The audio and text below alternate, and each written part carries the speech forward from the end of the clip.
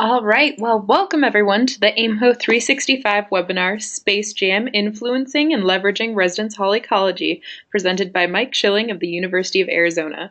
I'm Sarah Holtzman from the AIMHO 365 committee. A big thank you to Mike for developing this presentation and offering to share some knowledge with the region. We'll be taking questions during the presentation using the chat feature on the right-hand side of your screen. If everyone logged in can test the chat feature by typing your campus name as well as how many attendees are viewing with you today, we would be appreciative. This webinar will be recorded and uploaded to the AIMHO 365 YouTube page. The link is available through our AIMHO website. Please be checking the AIMHO website often for our future webinars, as well as to submit a webinar proposal. At the end of this webinar, there will be a short survey. If you have time and don't mind filling it out, we would be greatly appreciative. Again, a huge thank you to our presenter today. Mike, we're all yours. All right, thank you, Sarah, and welcome everybody. It's really excited to present this to you all today. This webinar is based off a presentation I gave at AIMHO 2015, I think, which was here at the U of A, and excited to bring it here to a webinar format. Please, if you have any questions, please feel free to message, and I'll try my best to look at the chat feature between slides. But yeah, we can get started. So if folks are willing to, as we get started, put comments in the chat feature with your name, your school, and your position, just get a sense of, as we go through the webinar, I like to sometimes relate examples to who's out there in the audience as I can. But yeah, so welcome to the Space Jam. This is all about influencing, leveraging residence hall ecology. And we're gonna talk about a lot of definitions there as we move forward, since there's a lot of words wrapped up in there. But first, I also want to give credit to Dan Kellish, who's a former community director here at the U of A, who came up with the original presentation with me. So we're going to start out with a thought experiment. And as you're willing, able to, please comment in the chat features as you have idea, but I want to give folks a few seconds to consider the question of who has interest in space in the residence halls or dorms or whatever you call them at your institution. So who has an interest in that space is something we want to consider for the next 30 seconds here. Give folks some time to think.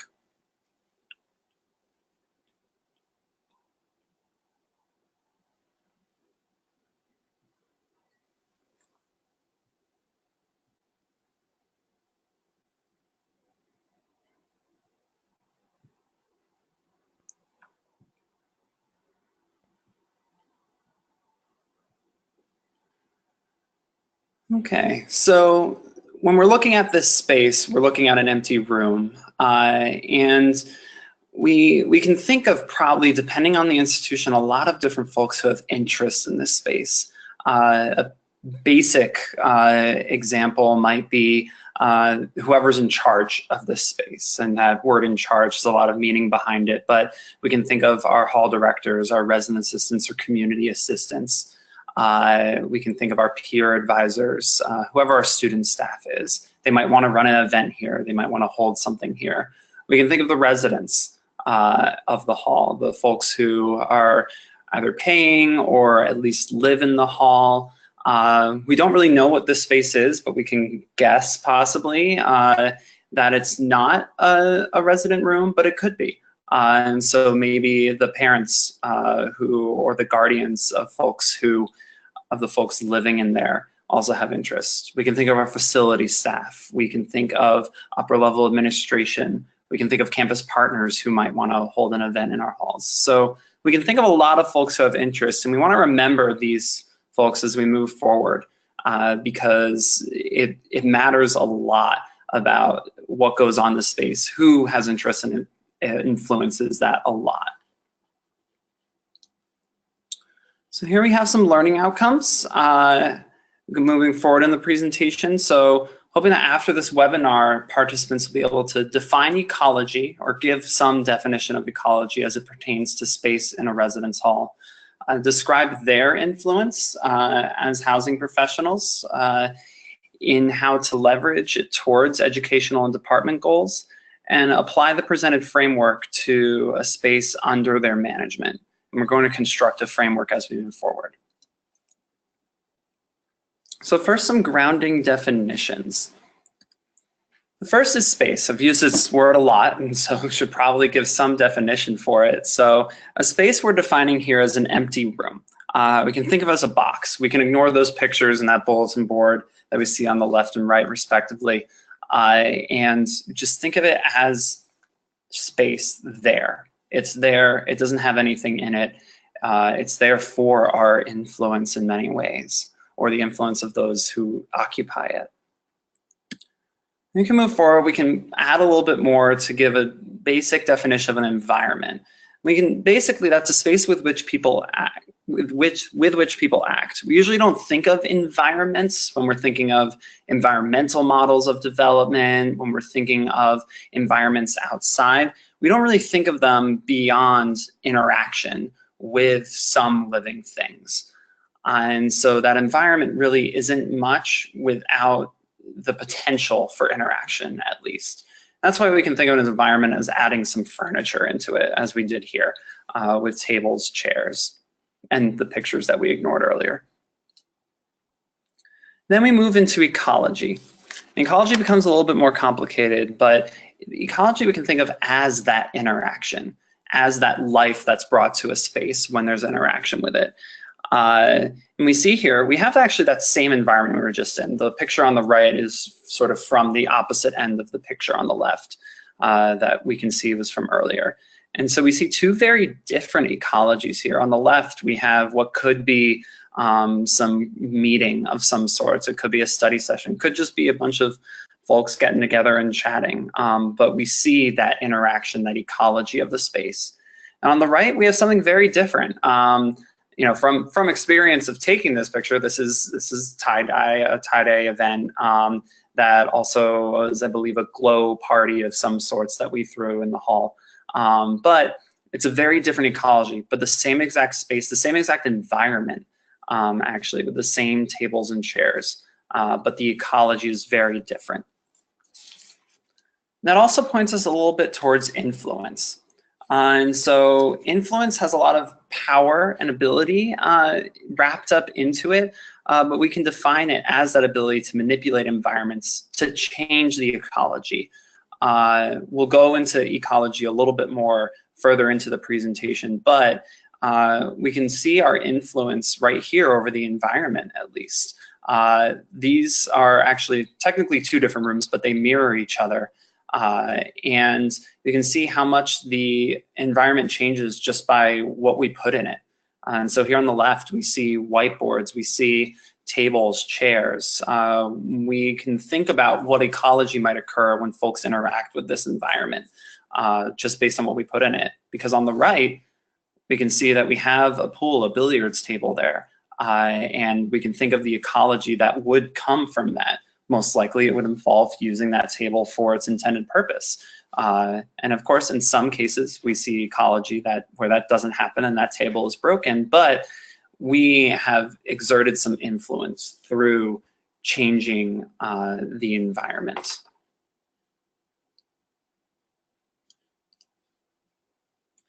Now I want to move into a little bit of a theoretical framework, and a framework that can set up how we can think about environments. And here we draw from two different theories or models that you've potentially seen or heard from before, whether it's in your own studies or trainings.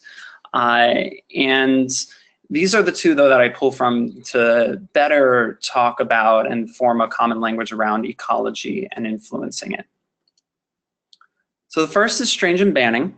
They set up 4 components of an environment. The physical, the human aggregate, the organizational, and the socially constructed.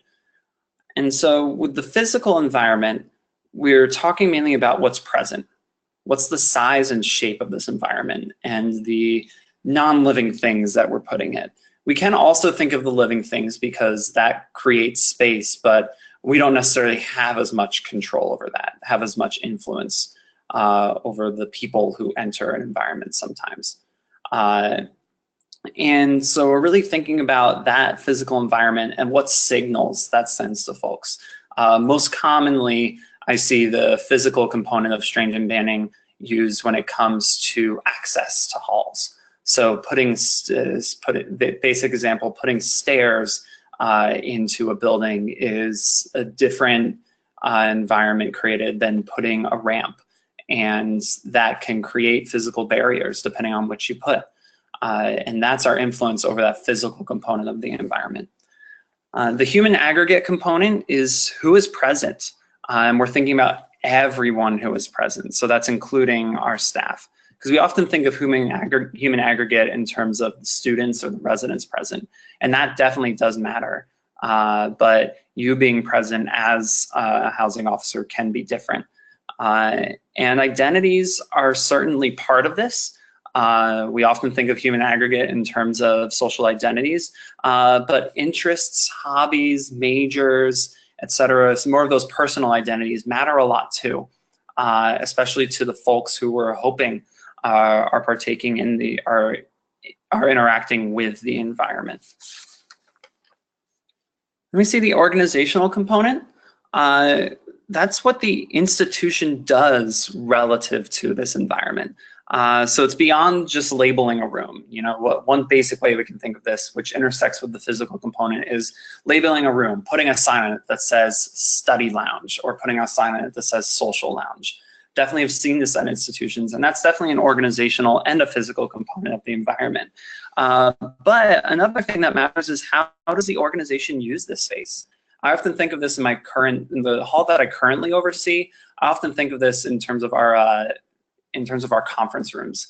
Our student staff traditionally use those as study spaces because they have access to them. And I often think about what organizational message does that send when students often see those student staff members using that. Do they then think that that is the student staff study lounge versus what we know it as, which is an open conference room that anyone can use? But the organization, through their use of a space, through their labeling of a space as well, sends messages, and that's what wraps into the organizational component of that environment. And finally, we have the socially constructed, and that's how people interpret the space. We don't have as much control over it, but all the other three, all of these intersect in many ways, but the other three definitely influence that socially constructed component of the environment. But in some cases, we may not have control over that, and we may not be able to influence folks beyond their socially constructed views of it because of potential things that have happened in that space in the past. Even just one incident can affect a space in many ways.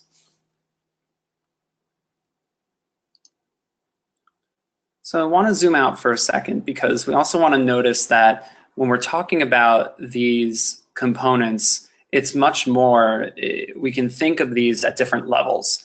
So we can think of these components as within a single space, but we can also think of that in terms of a whole building, a whole hall. We can think of the physical, the organizational component, the human aggregate. Human aggregate in a residence hall can be affected if you have different price levels. We can think of that in terms of socioeconomic status and who's present. We can think of that in terms of different theme communities or living learning communities, or some of you all may oversee residential colleges, and those are organizational components of that environment and can affect the socially constructed component as well. When we're thinking at that hall level. For example, this is Cochise Hall, which I used to oversee on our campus. And that was we had 3 out of the 7 wings housed our ROTC theme community. However, the building was known on campus tours as the ROTC building. And that was an organizational component that then became socially constructed by even folks who were just visiting campus. And again, we can zoom out to the campus level. Within a single department may not have as much influence, but we definitely play a part in it through overseeing campus housing. And we play a part in that physical role. Where are the residence halls related relative to other buildings on campus. We play a role in the human aggregate, who lives on campus versus who doesn't. The folks who live on campus are potentially present more. And then that organizational component, not where, because that's more physical, but how is campus housing operated? Are the buildings that are halls open to anyone to just come into, or related to card access? Do we hold classes? Do we hold tutoring sessions within the halls? That's all part of the organizational component as well. So I also want to move on to a different model. This is one of my favorites, I'll be honest there. And this is Bronfenbrenner. You've potentially read about Bronfenbrenner's ecological systems.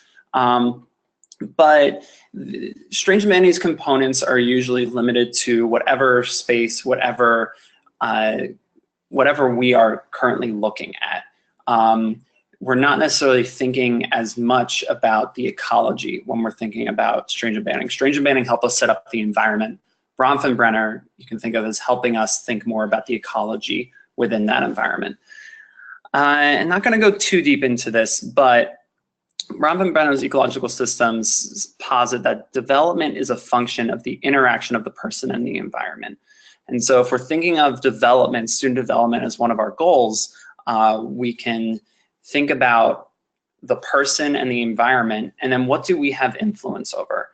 I suggest that we have a lot of influence over that environment, and through that have a lot of influence over development. We see our microsystems and our mesosystems. And so our microsystems are a given environment and the interaction with that. And usually within that environment, the student has a role. So we can think of a class as a microsystem. A student has a role as a student within that class. There's a professor there, there's the layout of the classroom, and there's the interaction potentially if we have active learning techniques happening. But that's a given microsystem. We also think of it within clubs and organizations. There's a microsystem there that the student partakes in. We also think of our residence hall. Students, especially nowadays, are often thinking of themselves as, okay, I'm just someone who lives here. But we also see a lot more that we're trying to put into there. We're trying to have developmental social programming. We're trying to have leadership development through the form of hall governance and so on. And that's a given microsystem as well. And then when we scope out a little bit more to the mesosystem, we see microsystems interacting. And we think of how we can potentially influence development through helping our microsystems that we oversee, such as the residence halls, as better interacting, better intersecting with classes, with social groups, with clubs and organizations, because those microsystems are going to interact no matter what. The student is partaking in multiple of them. However, if we set it up in a way where the microsystems don't interact in a positive manner, they conflict, we then are potentially inhibiting development. And I know that's very out there in some ways. I'm speaking very generally, but that's why we're going to get into some examples. And before we go into those examples, just want to talk about this phrase that we often say, meet students where they're at. I just want to point out that through this framework, we see there are lots of different ways we can define where. We can define where as a space, literally, where are they currently located?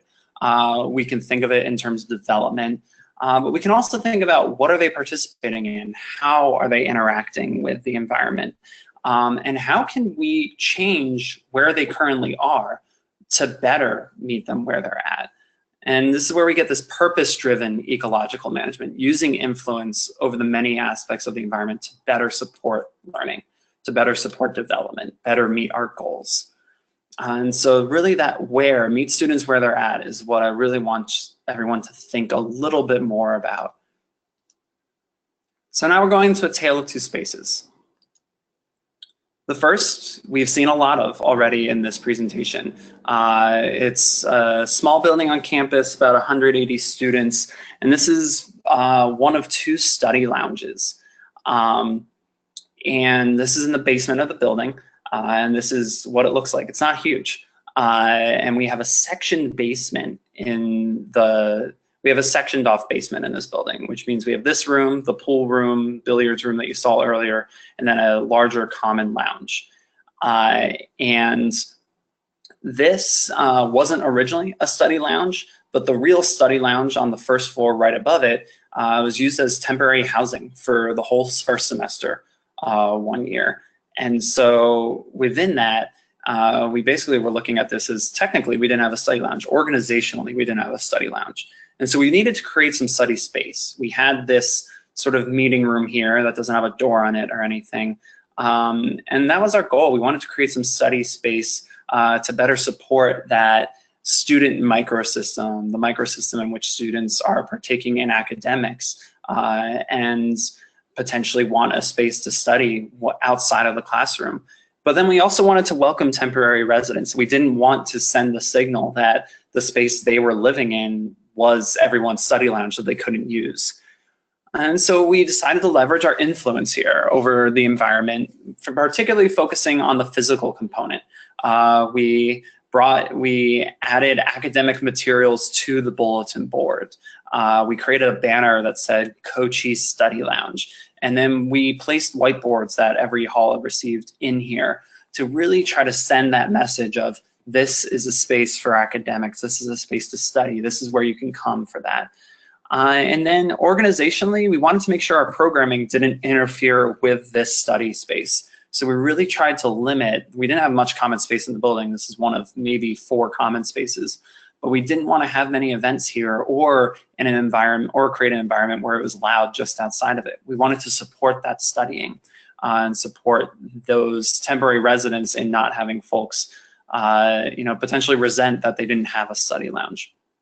This is one space where we try to use that purpose-driven ecological management. And next we look at a very different building on our campus, we called Coronado Hall.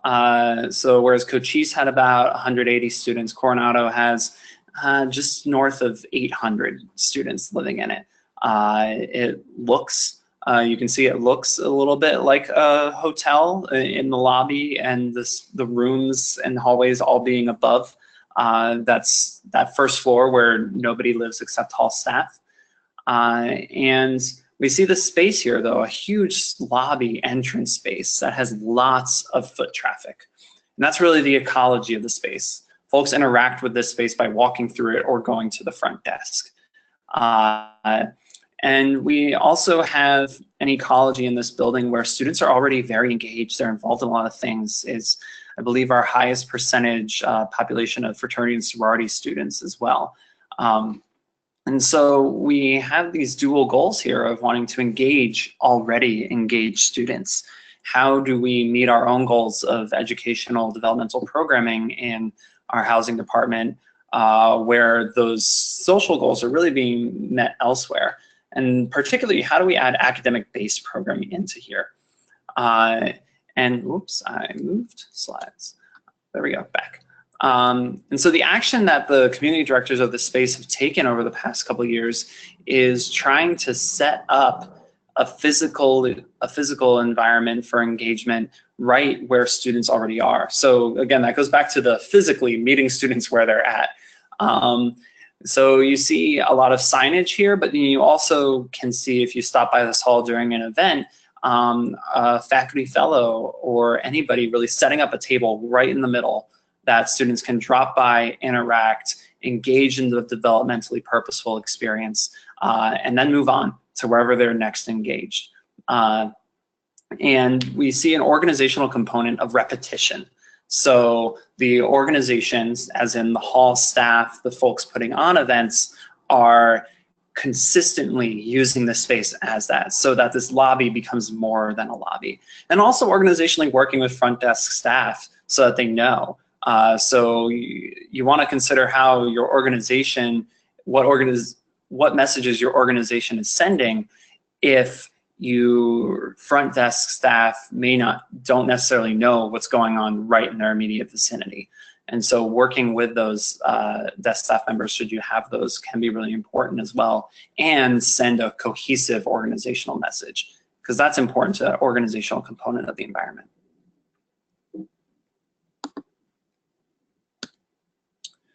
So now want to use most of the rest of the time to open up to ideas, suggestions, thoughts. So want everyone to consider, what spaces do you manage? So depending on your position, it may look very different. When I first gave this presentation, we had a good number of facilities and assignments folks in the room. And their management of space looks a lot different than our potentially residential education staff, however you term that. And then what goals do you have for that space? You may have a particular space in mind. It may just be your building. And then how can you leverage your influence over the environment towards a different ecology? So please, I invite you to take a couple minutes to consider this, put comments in the entire audience, or feel free to just send it just to me, and we'll come back in 2 minutes to discuss.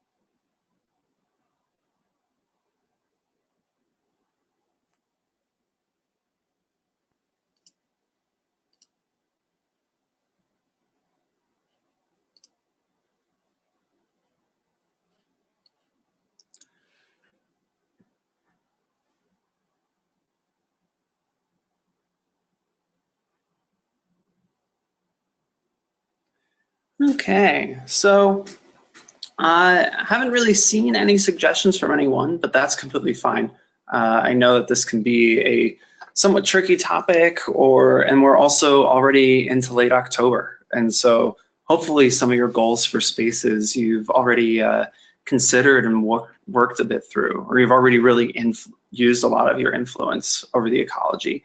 And so, I mean, one example that I can think of right now in the building I oversee, I brought up those conference rooms. We have about 5 conference rooms that are really great. They're on card access, they have technology in them, and so they have a lot of potential. Currently, we're using them for classes, but as folks may have heard, may have read, we're building a new P3 here that's that's going to be an honors building. And so all of those classes that we currently have, our honors classes, they're going to be moving out. And so we're going to be left with these conference space rooms that aren't really used that much beyond the classes. And so a goal I have for that space is really using them, really trying to, especially in a building that's going from honors to not an honors hall, really want to see how we can still influence an educational environment through them. And so I can see a lot of different ways we can do that. I can see us being more visible about how to reserve them. I can see maybe utilizing our faculty fellows or our resident assistants more to use those as study lounges, as group study spaces, and have the study lounges on the hall be more quiet study spaces. And so I see that being part of the physical and organizational components. I can also think of us using them particularly when our students, around the times that our students have many of their exams. We tend to know when some of our bigger first year classes have exams, and we can specifically intersect better with that microsystem of the academics and advertise the spaces, utilize them more during those times. And then that helps us also consider the human aggregate component. What are those majors that students have in the building? What can we do to particularly think about their exams versus exams that folks may not have? And what does it mean for them when they're in a space that has a lot of people with the same academic interests? We know that with living learning communities, with theme communities, but when we're thinking of a space that doesn't have those, how can we still consider a human aggregate component to better influence ecology? So yeah, so that's my example. I hope that you've had some time to think about some of your own and really consider them and maybe bring this back to your organization, this framework. I find it always helpful to, sometimes we forget that, as housing professionals, we can call upon some of these frameworks, some of these literatures, and make an even more powerful environment argument versus one that maybe doesn't have that in it. So I want to open for any questions or thoughts if you have them. I'll stay on the line for about 10 minutes, but otherwise I thank you for attending. Please feel free to reach out if you would like any materials, any of the resources that we use to connect this to this topic. And thank you all so much. Unmuted.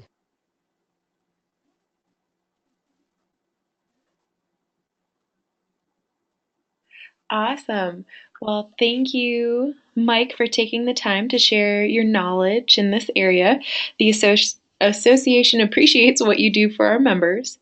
As a reminder, this webinar was recorded and will be posted on the AIMHO 365 YouTube page. The link is available through our AIMHO website for future review.